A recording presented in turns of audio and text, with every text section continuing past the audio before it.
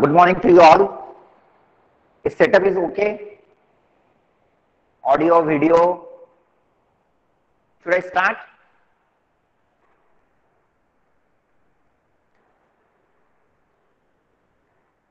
Unmute anybody and answer my question.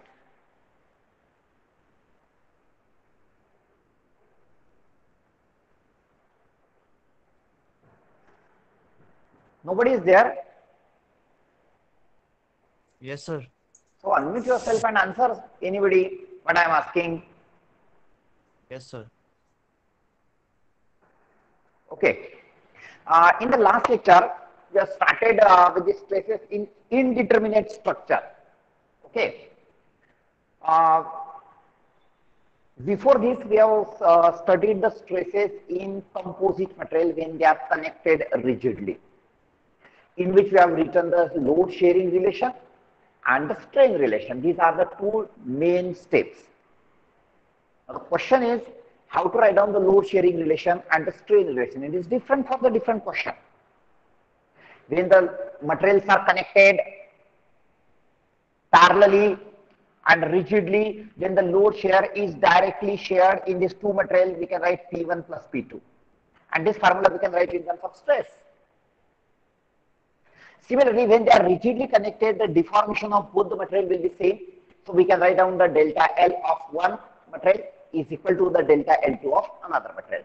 And this force shared and this deformation in both the material we can write in terms of stress, and we can solve that two equations and we'll get the answer. After that, we have studied these stresses in indeterminate structure. The concept is a little bit same. Indeterminate structure means it is asked to calculate the support reactions because of this applied force, in which these support reactions we cannot calculate just by using the conditions of equilibrium. We have to use some other concept, and hence in this one we are going to use the same concept of load sharing and the strain relation. But the method to write down the load sharing and the strain relation is different than this earlier sum. Okay. Here we have to write down the load sharing relation. We have written this RA plus RC, means we use the condition of equilibrium, summation of Fx equal to 0. And to get the other relation, we have written the strain relation. In this question, since there was a gap of 0.3 millimeter, so we have written the strain relation or deformation relation is that delta LAB plus delta LBC equal to 0.3. Beyond 0.3, it can't move because of this rigid support. Okay. In this way, we have written this load sharing relation and the strain relation. Here one more question will follow on this, and then we'll proceed for the temperature stresses.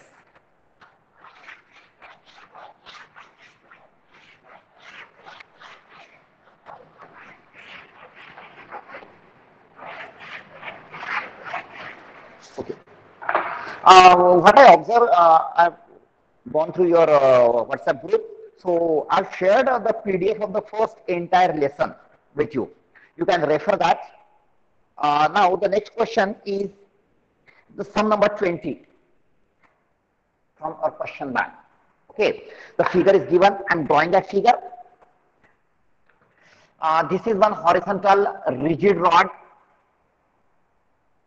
Rigid rod means it won't bend. There won't be any stresses in the rigid rod. At one end, it is supported with the help of hinge. We know that at the hinge, only the reactive forces are induced. Rotational motion is allowed. Okay. At the free end, this end is free. At this free end, one force P is applied to this rigid rod. I will observe that because of this force P, the rod may rotate. Now, to hold this rod in equilibrium, it is again connected, or you can say that supported by the two different rods. Here one is of steel. This is steel. It is supported with the help of such type of steel. Other end is fixed. And other rod is the brass rod. It is supported with the help of this steel and the brass rod. Here this is steel and this is brass. Okay.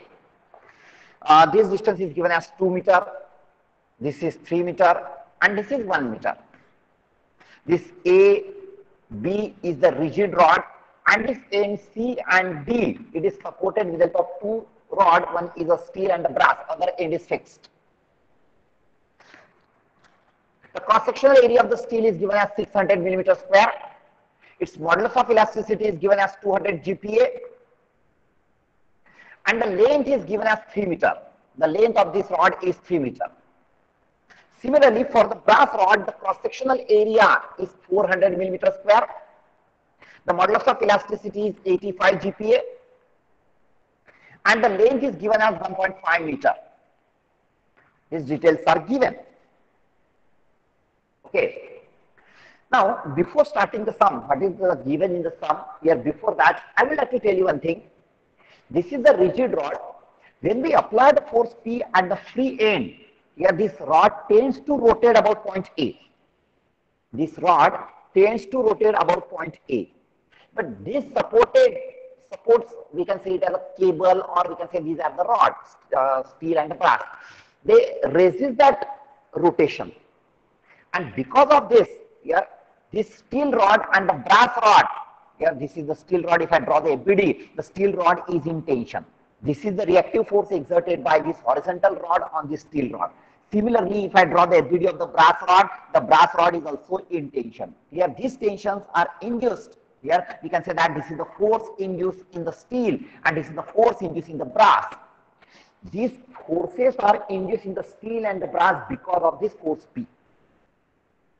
Okay, when this force P applied is resist, or you can say balanced by this Fs and Fb. Okay, here from that you understood this. These two rods are in tension. The tensile forces are acting. Logical. Here, when I apply the force P here, this tends to rotate and this resists. So because of this, here the forces or reactive forces exerted by this horizontal AB rigid rod on the steel and the brass rod are tensile in nature. Okay, so these are the reactive forces exerted by this rigid rod AB on the steel and the brass. Now, steel and the brass are also in equilibrium, so the reactive forces exerted by these supports are also axial. There will be only axial, even though it is a fixed support. Here, there will be only one reactive force. Here, horizontal or the reactive moment won't be there because it is subjected to only axial force. Okay, here, so this brass and the steel are subjected to only tensile force here, and because of this, here there will be the deformation of the steel and the brass, and the stresses are induced in the steel and the brass because of this Fs and Fb. Fs and Fb are responsible to induce the stresses in steel and the brass, and these are the forces acting on the steel and the brass because of this force P. But here, listen to me, when we apply any force here on such type of rod, when they are rigid, connected rigidly parallelly, here also these two rods are parallel. But when here the load is applied, this load is directly shared in between these two. Here means here directly we can write down P equal to P1 plus PS. But here, or P1 plus P2. Here we cannot write this P equal to Fs plus Fb. P equal to Fs plus Fb we cannot write here because we have to consider the equilibrium of this. Okay, so first in this one also the procedure of solving the sum is same. You have to write down the load sharing relation and you have to write down the strain relation. But the question is how to write down that load sharing relation and the strain relation. Okay, now I will read, this is a given situation, I will read the remaining question. But it is asked, a rigid bar AB supported by the steel and the brass rods and hinge at A. At A it is hinge and carries the load P at the free end. Determine the safe maximum value of the force P. You have to calculate the safe value of the force P. Okay, here you have to calculate the force P. Safe value of the force P you have to calculate. And you have to calculate the safe value of the force P under two different circumstances. Here the first part is given as you have to find out the force P such that the permissible stress in the steel is 120 Newton per millimeter square. Means the stress in because we have to apply such type of force P because of which the stress induced in the steel should not go beyond 120 Newton per millimeter square. Here, second, you have to find out the safe value of the force P if the permissible stress in the steel is 120 Newton per millimeter square and in brass it is 80 Newton per millimeter square. In second case, we have to calculate the safe force P such that the stress induced in the steel and the brass should not go beyond 120 and 80 Newton per millimeter square. Here similar type of question we have solved in the last lecture. Here there was the two different material. Such type of question we have solved, and on which the load W is applied. Yeah, I told you that at the time this question is very important. We have to solve the number of times such type of questions when the limiting stresses or allowable stresses are given, and you have to find out the safe load corresponding to that allowable stresses. Clear? I hope that all of you are comfortable with the allowable stresses, induced stresses, and across safety and ultimate stress and yield stress. Okay, so here the allowable stresses are given. Corresponding to that, you have to find out the force P. Same procedure, yeah, same trial and error here, but before that, we have to write down the relation between the induced stresses in these two different materials. Okay, these are not the induced stresses; these are the allowable stresses. We have to find out the force P, because of which the stresses which will induce in the steel and the brass should not go beyond this limit. These are the induced stresses. Here, these are the allowable stresses. Given stresses are the allowable stresses. Okay. Now, first, okay. Then next, in both the cases, we have to calculate the force P, safe value of the force P. But what is the difference between these two? The difference is that in first case, it is given that the stress induced in the steel should not go beyond 120, but there is no restriction in the allowable stress in the brass. यार brass में कितना भी stress induce हुआ तो चलेगा, लेकिन steel का stress इससे ज्यादा नहीं होना चाहिए. Corresponding to that, you have to calculate the force P. But here there are limitations on both the stresses. Yeah, we have to calculate the safe value of the force P such that the stress in the steel should not go beyond 120 and the stress in the brass should not go beyond 80 Newton per millimeter square. This is only the difference. Here there is a limitations only on steel. Here the limitations are on steel as well as on brass. Okay. So initial part is same. First you have to write down the load sharing relation. Yeah. And for load sharing relation, we have to draw the FBD of this rod AB. Okay. Then only we will get the reactive forces here and here. These are the reactive forces which are acting or induced at point C and D, which will act as the axial forces on steel and the brass. And because of that only, the stresses are induced in the steel and the brass. Clear? So we have to find out the reactive forces at this point C and D, which are the reactive forces between the steel and the rigid rod AB and the brass and the rigid rod AB. Okay. So I'm drawing the FBD of rod AB, which is the rigid rod. Okay. Don't think that कि sir इधर hinge है और इधर अगर force apply किया है तो ये ऐसा bend हो गया, तो ये bend नहीं होगा because it is a rigid rod. Rigid rod won't get bent. No stresses are induced in the rigid rod. Okay. So FBD of the rod AB.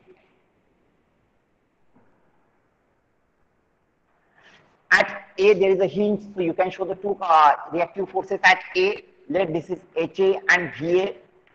Now at this point C there is one reactive force, which is the reactive force between steel and the rod AB, and we know that because of this force P applied here, there will be the tensile force, and tensile force always acts away from the body under consideration.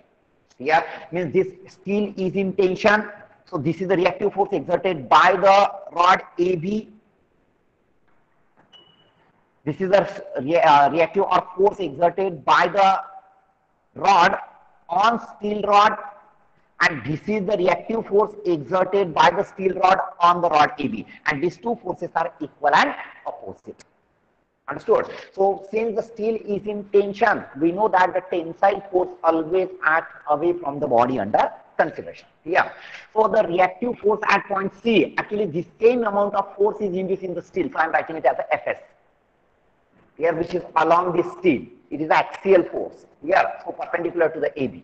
And at point D, there is a force induced in the brass. Same concept here. And at this free end B, there is one vertically downward force P. Okay, this distance is 2 meters. This is 3 meters. This is 1 meter. Okay, now you will observe that here 1, 2, 3, 4 unknowns are there. In fact, 5 unknowns are there. We cannot calculate the 5 unknowns just by using the conditions of equilibrium. Okay. Now, to calculate all these things, first thing we have to calculate this Fs and Fb. Yeah, but in this sum, it is not our intention to calculate HA, VA and HA and VA. We have to calculate the safe force P, neither Fs and Fb.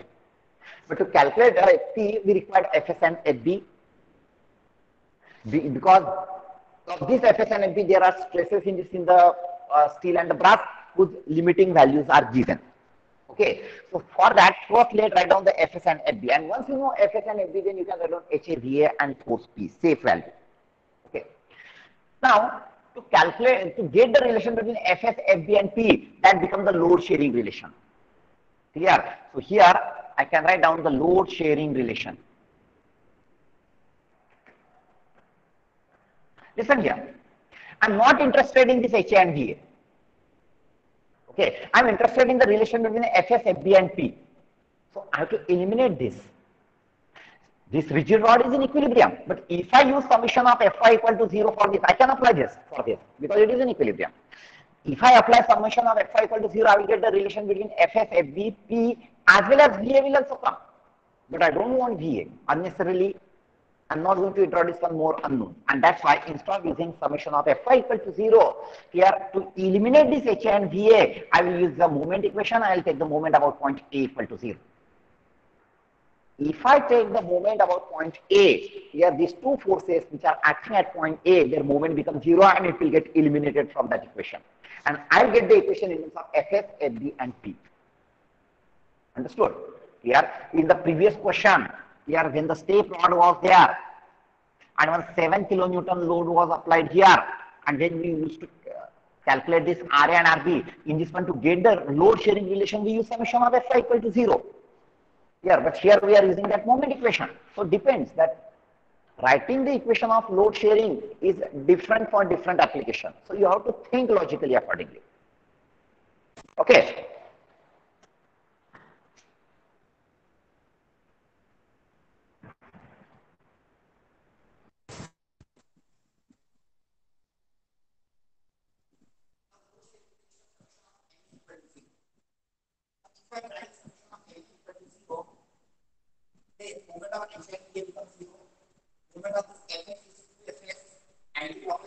Hello, sir. Your voice is not coming.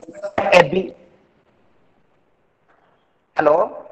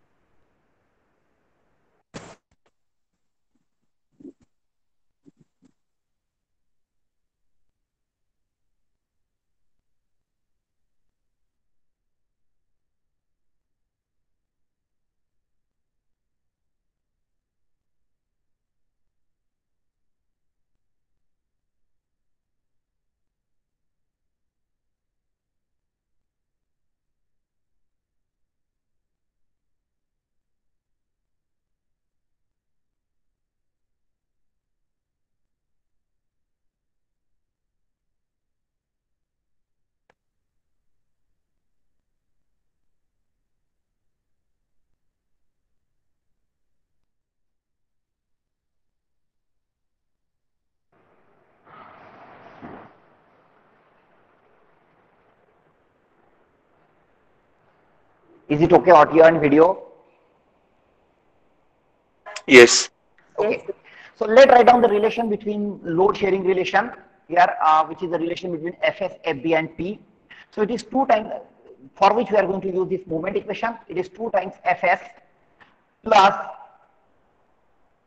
5Fb. This anti-clockwise and this is clockwise, or this is anti-clockwise moment equal to the clockwise moment. Here, so which is equal to 6P. Say these are the equation. Okay. This is the load sharing relation. Yeah. But this Fs is responsible to induce the stress in the steel and Fb is responsible to induce the stress in the brass. Yeah. So, and the limiting value of the stresses are given. So, in this question, it is not asked to calculate the load or the reaction. यार last term में reaction पूछा था, इसलिए हमने वो equation reaction के term में लिखा था. इसमें भी हमने फोर्स के टर्म में लिखा, but now will convert this equation in terms of stress here. So this Fs is responsible to induce the stress in the steel, which can be written as 2 into sigma S into cross-sectional area of steel plus 5 into sigma B into area of B equal to 6P. Okay, now we got this P in terms of sigma S and sigma B, along with this AS and AB, all are known to you. So I will substitute this. AS is 600, so it becomes 1200 sigma S plus AB is 400, so it is 2000 into sigma B equal to 6P. Say equation number 1. This is one relation between sigma S, sigma B and P. Okay. Now we have to write down the relation between the, now we require one more equation. Yeah. This is the relation between the induced stresses. These are not the permissible stresses. ये induced stresses है. Whatever force P we applied, because of this force P, these are the stresses induced, sorry, forces induced. And because of that forces, these are the stresses induced. So remember, this is the relation between the induced stresses in steel, brass and the applied force P. Don't substitute here sigma S 120 and sigma B 80 equal to 6P. These are the allowable stresses. These are not the induced stresses. And even if these are the induced stresses, it is very difficult that both the limiting stresses here or both the induced stresses reach the value of limiting stresses simultaneously. Here very rarely it will happen. Here mostly it will not happen. Here अगर ये limiting पे पहुंच जाएगा, induced stresses reach up to the limiting value of the stress in the steel. Here by that time it may go beyond 80 or it may be less than 80. That we can't predict right now. Okay. So this is one relation. Now let's write down another relation between the induced stresses. Okay. And for that, what you have to write? You have to write down the, what do you have to write? How can get the another relation? First one is the load sharing. Strain relation. Okay. Strain relation. Actually, we write here strain relation, but actually we are going to write down the relation of their deformation. Okay. Now, this both steel and the brass, modulus of elasticity are given. Means with both the materials are the elastic material. Whereas this is the rigid. Okay. Now, just think logically. If I apply the, here it is a hinge. If I apply the force P at the free end, here because of this Fs and Fb, these two material here will get elongate little bit. Isn't it? Here, but this is the rigid rod. It won't get bent. It remains straight only because it is rigid. So, when I apply the force P because of this deformation, here this rod AB will slightly displace like this. I am drawing very exaggerated figure now for your understanding, but this rod will become like this because of this. Here this C point will be here C dash and this D reach here D dash. It is very exaggerated figure and this B reach here B dash. Okay. This is the deformation of the steel and the brass. Here means this much is the deformation of the steel delta LS and this is the deformation of the brass delta LB. Understood? Here this happens because of this force P, because of the deformation of the steel and the brass due to this Fs and Fb. Okay. Now let us write down the relation between delta LS and delta LB. Okay, I am showing this figure here. This is A, B, C, and D. It gets shifted like this. Okay, this is C dash, this is D dash. This distance is 2 meter, this is 3 meter, and this is 1 meter. So this becomes the delta LS, and this becomes the delta LB. And the relation between this delta LS and delta LB, since this AB rod remains straight, here, this is the deformation of steel and the brass and not the rod AB, because rod AB is a rigid rod. Okay, so we have to get the relation between delta LS and delta LB. To get the relation between delta LS and delta LB, we are going to use the property of similar triangle in these two triangles. In these two triangles, this becomes the right angle triangle. So in these two triangles, this is the smaller triangle and this bigger triangle. I'm going to use the property of similar triangle here. So using property of similar triangle.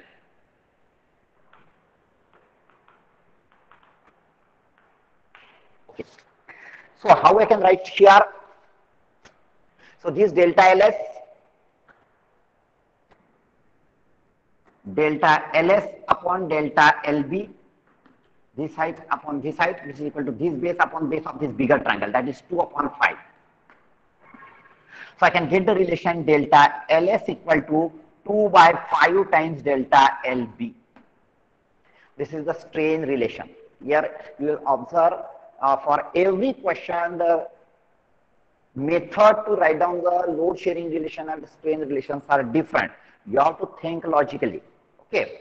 Now, since I have written this this equation in terms of induced stresses, so let's write this also in terms of induced stresses, because this is the induced deformation in the steel and the brass because of this external applied forces.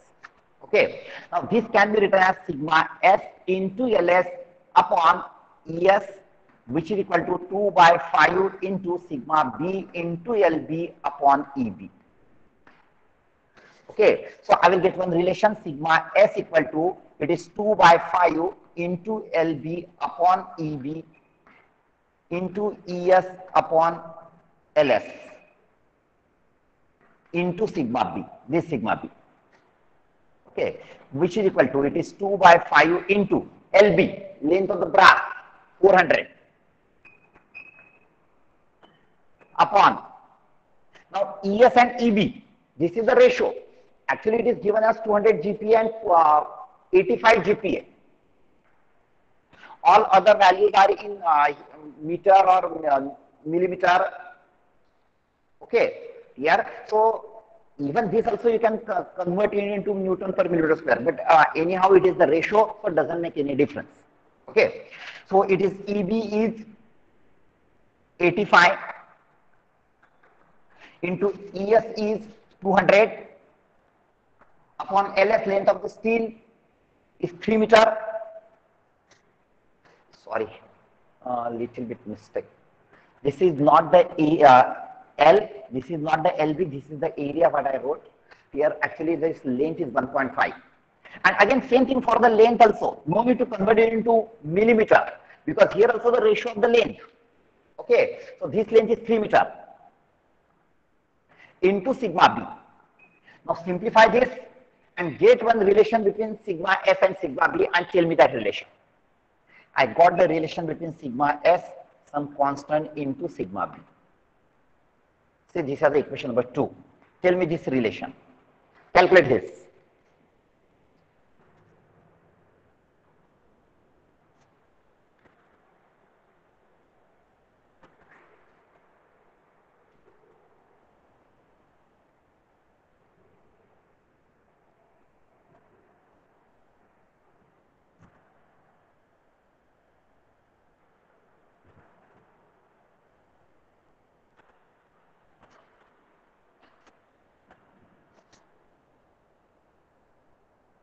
Sir, sigma S equals 0.4705 sigma B.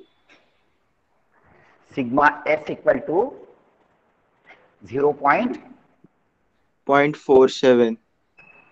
0.47 into sigma B. Okay. Now after this, the question is similar to the previous question.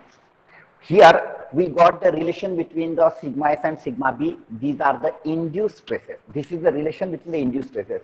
For this configuration, for such type of arrangement, when we apply any force P here, any force, whatever may be the value of that force P, either it is safe or unsafe or below that safe value, कुछ भी value अगर force P apply किया यहाँ पे, so relation between the induced stresses in steel and the brass will be this only. This is the relation between the induced stresses for any value of the force P. And the relation between the induced stresses and the force P is this. Okay, here now we got the relation. Now question is similar to the previous question. Here, so we'll solve, first we'll solve this. Okay, A part. Now when sigma S equal to 120. So here we are assuming that if we have applied such a load P, because of which the stress induced in the steel reaches its maximum allowable value of 120 Newton per millimeter square.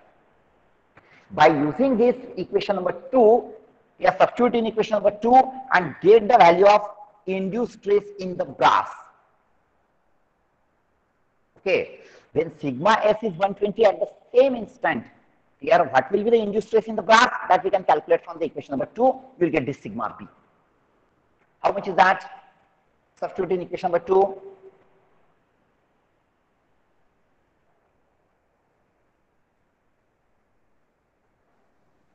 Sir, 255.04. How much? 255.04. 255.04.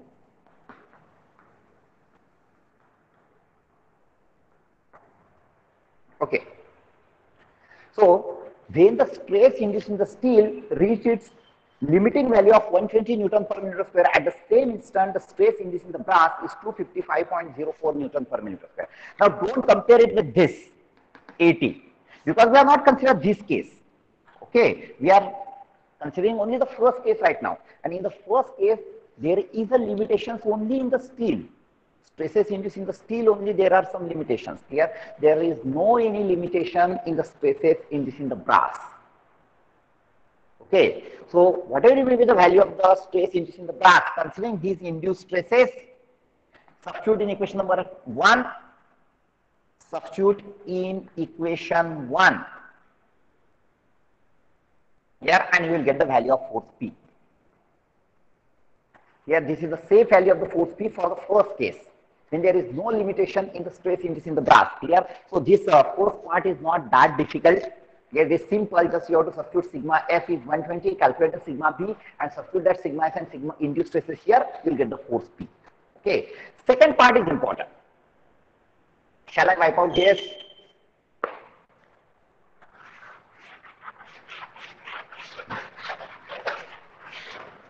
Second part is important. B part. Okay, now in B part, there are limitations in the induced stresses in steel and the brass also. We have to find out the safe force P such that the stress induced in the steel and the brass should not go beyond this allowable value of 120 and 80 respectively. Okay. Now here again we are going by trial and error method. So first case. Okay. Okay. Before solving this, have got this value of the force P.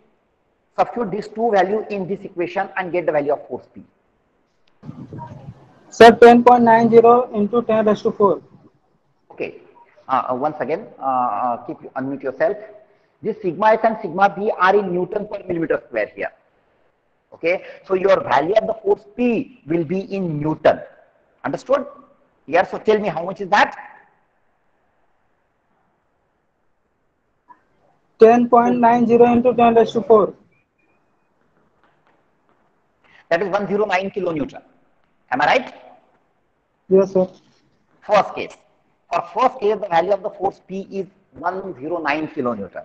Means when I apply the 109 kilonewton force P here, the stress induced in the steel is 120 and stress induced in the brass is 255.04 Newton per millimeter square. Here, this is the safe value of the force P for the first case since there is no limitations or no allowable stresses are given for the brass. But now come to the second part. In second part, the allowable stress in the steel is 120 and allowable stress in brass is 80. If I apply this much load over here with this second condition, then this load will be safe for the steel, but this won't be safe for the brass. If I apply 109 kilonewton at point B, the induced stresses in the brass is 255.04 Newton per millimeter square, which are very much greater than 80, and hence this load won't be safe for the brass. Have understood? Now we have to find out corresponding to this condition. Now we have to find out the safe stress P which will be safe for the steel as well as brass corresponding to this condition. Okay. So let's consider the second case. Now again we have to do the same trial and error method. Okay. So I am assuming कि मैंने ऐसा load P apply किया कि because of which the stress induced in the steel reach its maximum allowable value of 120. Here, so let sigma S equal to 120 Newton per millimeter square. Actually, ये हो गया है अपना, ये इधर ही किया है. So because of this force P, when the stress induced in steel reach its limiting value of 120, corresponding stress to the corresponding stress induced in the brass can be calculated by equation number 2, and it comes out to be 255.04 Newton per millimeter square. And now which is greater than allowable value of 80 Newton per millimeter square, and hence corresponding to these stresses अगर मैंने P calculate किया तो it won't be safe. Here, so it is not safe. corresponding to this value of the stresses, अगर मैंने P calculate किया जो 109 आता है, which will be safe for the steel but won't be safe for the brass because the stress induced in the brass limiting value is only 80. Okay, so now we will consider the second case. We'll apply the force P such that because of which the stress induced in the brass reach its maximum limiting value of 80 Newton per millimeter square. And when the stress induced in the brass is 80, but the corresponding stress induced in the steel that we can calculate by equation number 2. So it is sigma S equal to 0.47 into 80. How much is this? 37.6. 37.6 Newton per millimeter square. And compare it with the limiting value of the stress in the steel, which is 120. So it is less than 120 Newton per millimeter square, and hence corresponding to this stress here, जो भी value हम लोग calculate करेंगे, it will be safe. Okay, so substitute this sigma B 80 and sigma S 37.6 in equation number 1 and calculate the value of force P, which will be the maximum safe value of the force P corresponding to these limiting values. How much? Definitely it will be less than this, because this value was not safe for the brass. Now that value that we will calculate now, which will be safe for the brass as well as steel. How much is the answer? 34.19 kilonewton. 34.19 kilonewton.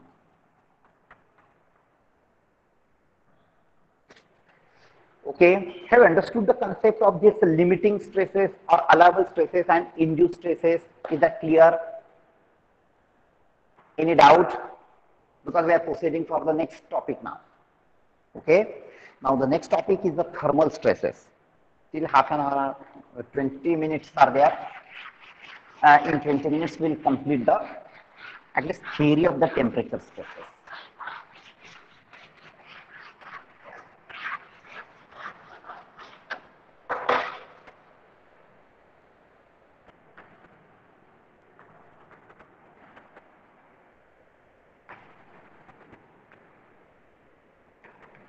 Temperature stresses, or it is also known as the thermal stresses.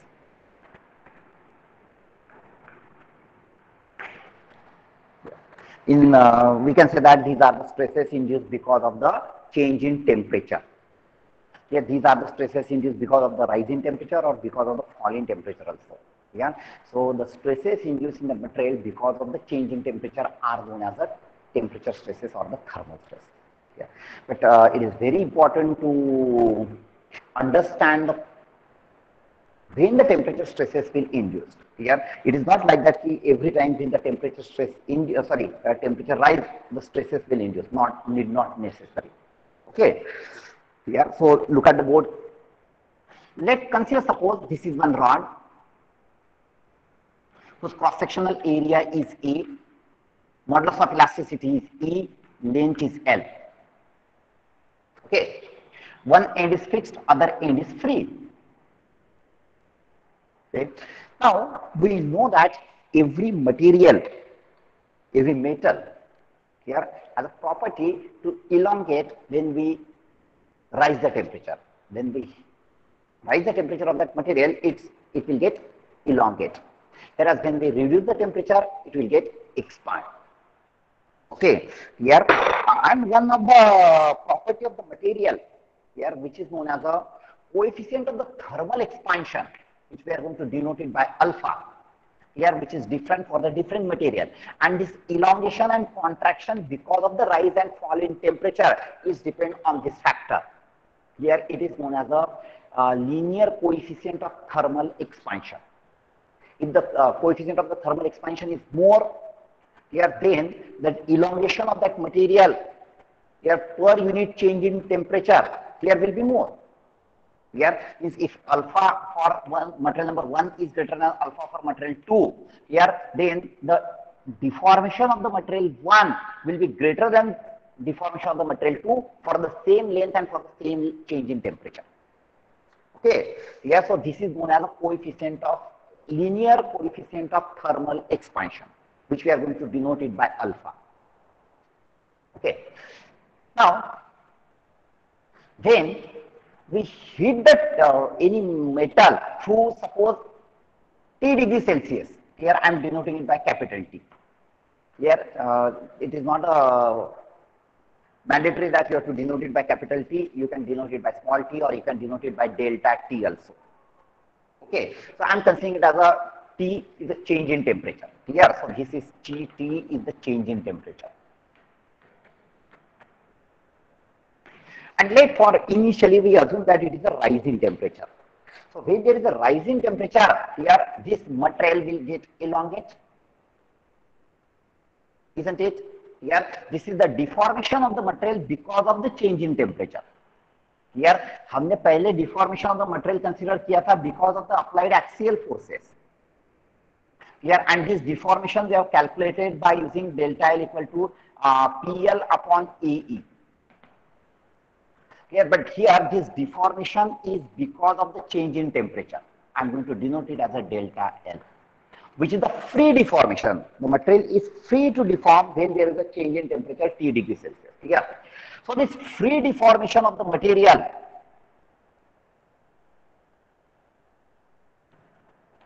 rod delta L over the length of L meter, and when this alpha is the coefficient of thermal expansion, this delta L is given as alpha into T into L. T is the change in temperature. It is not the initial temperature. It is the change in temperature. Here, sometimes directly the change in temperature is given. Sometimes initial temperature and final temperatures are given. So you have to take the difference of that to get the change in temperature. Understood? So when this is the change in temperature, alpha is the coefficient of the thermal expansion, then the deformation is given as alpha TL. Here, because alpha is the coefficient of the thermal expansion per unit time, per unit length, per unit degree Celsius. Okay, and that's why if I multiply by the change in temperature and length, I will get the total deformation of that rod. Here, so it is the free deformation. Free deformation of the rod. Here, delta L equal to alpha TL.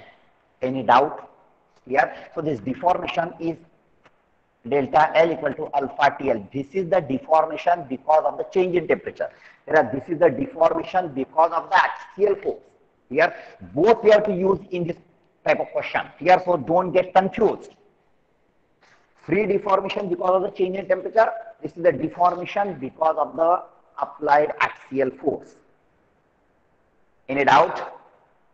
Okay.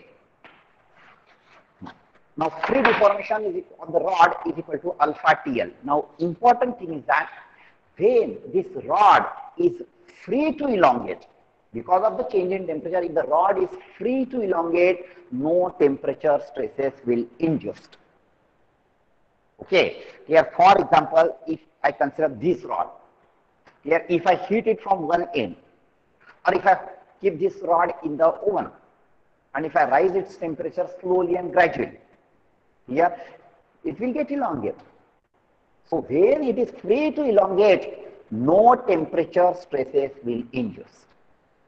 Yeah. So फिर temperature stresses induce कब होंगे? Yeah. So remember the temperature stresses will induce, very important. The temperature stresses will induce only when this free deformation of the material is restricted completely or partially.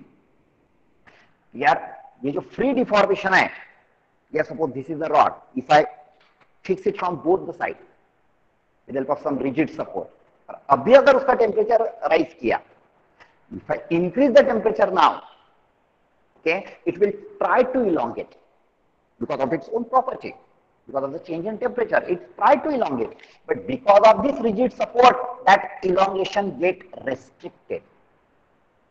Okay, so very simple procedure is here.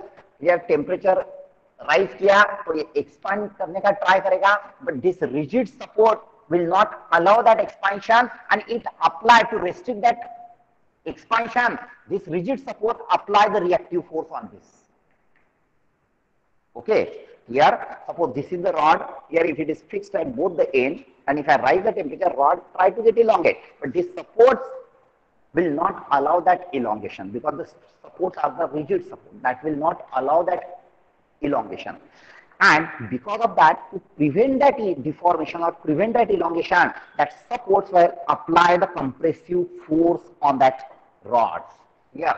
So these are the reactive forces exerted by this support on this rod to prevent this deformation. Okay.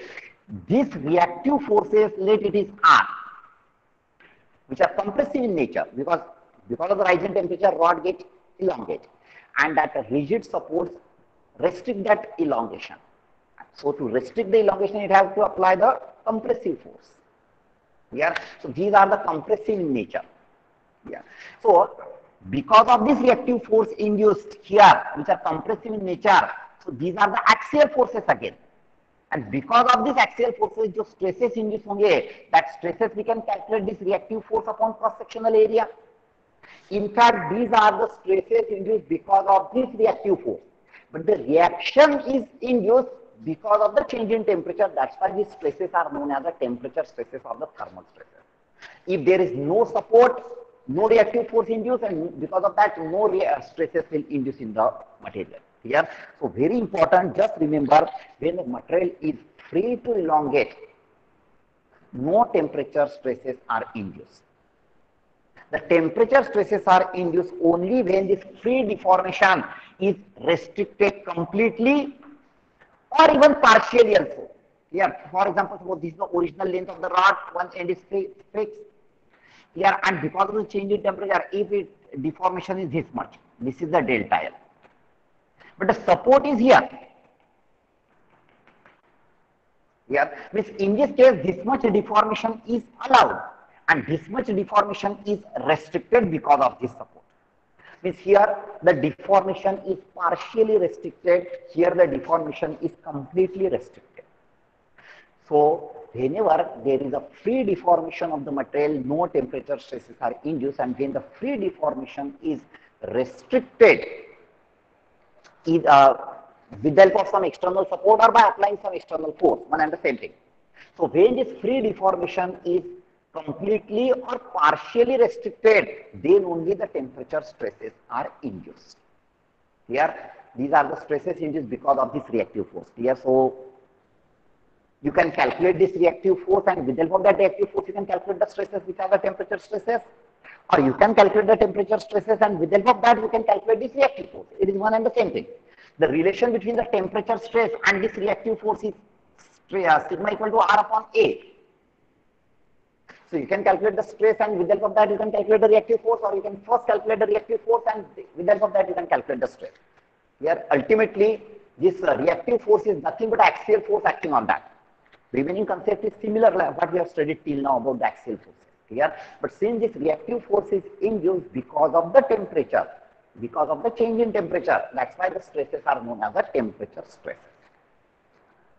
Understood? Now, how to calculate the temperature stresses and how to calculate this reaction? Here, you can think, means I'm going to tell you in two different methods. Okay, the first one.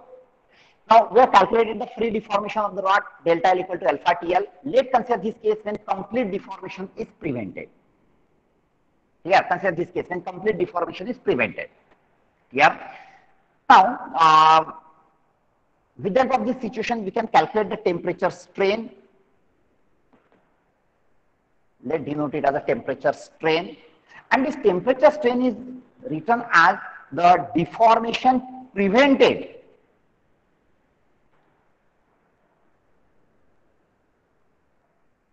Deformation prevented, free deformation prevented upon original length.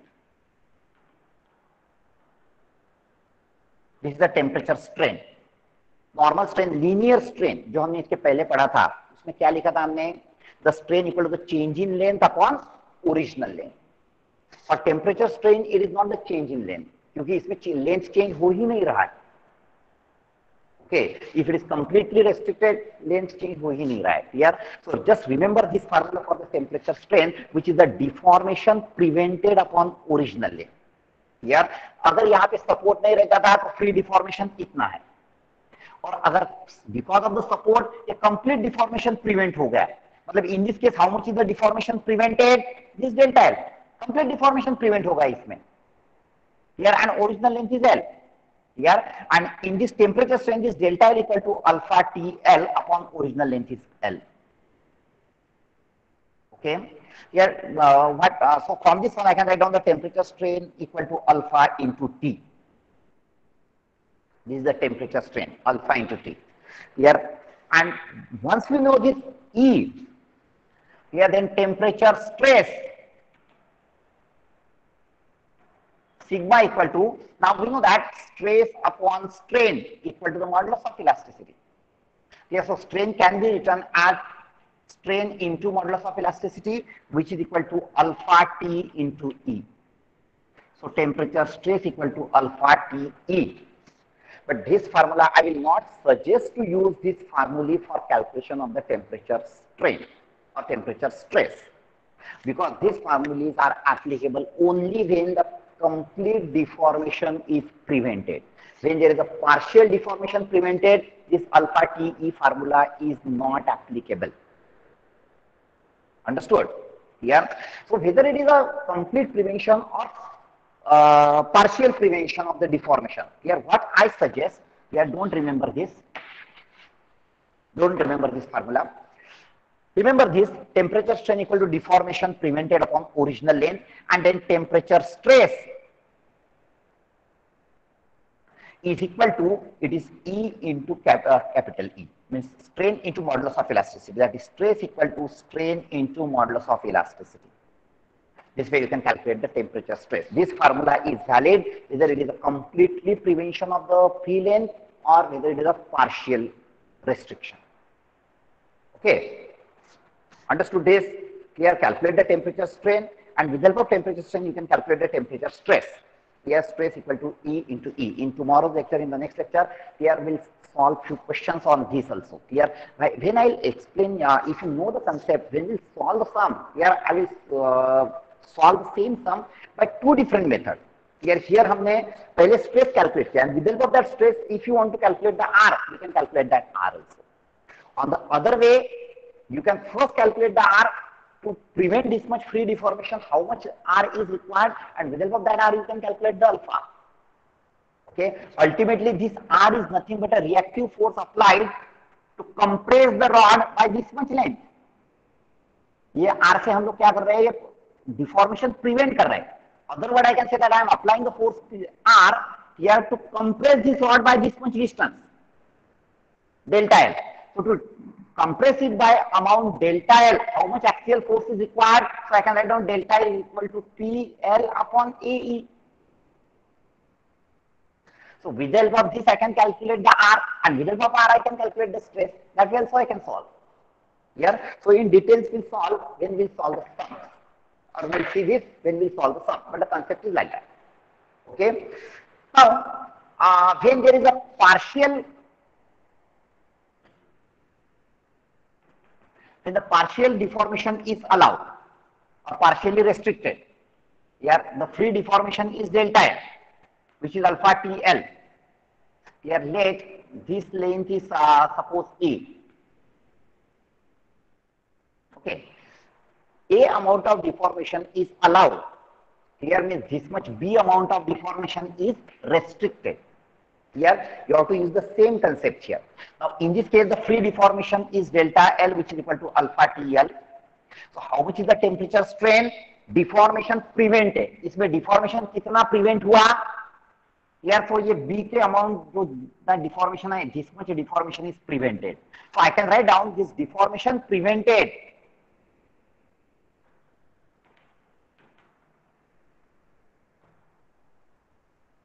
is equal to free deformation, that is alpha TL, minus deformation allowed.